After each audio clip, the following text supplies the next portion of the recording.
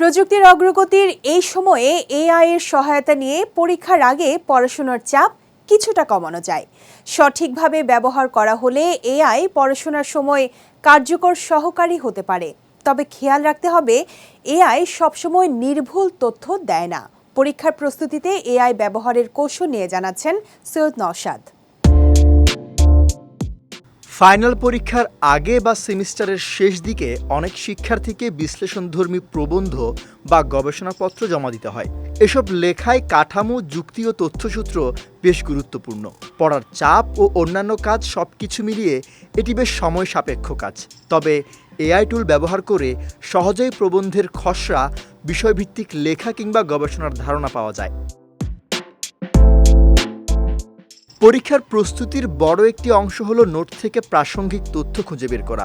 চাইলে ব্যবহারকারী তার নিজের নোট এআই চ্যাটবট দিয়ে সংক্ষেপে সাজিয়ে নিতে পারেন।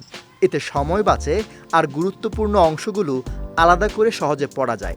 এছাড়া এআই টুলের মাধ্যমে সহজেই বিভিন্ন বিষয় পডকাস্টের মতো তৈরি করা সম্ভব। ফলে হাঁটার সময় বা দৈনন্দিন কাজের ফাঁকে পডকাস্ট শুনে পরীক্ষার প্রস্তুতি নেওয়া যায়।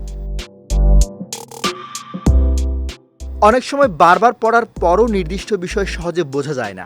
এসব ক্ষেত্রে এআই চ্যাটবট ব্যবহার করে বিষয়টি সহজ ভাষায় বুঝে নেওয়া যায়।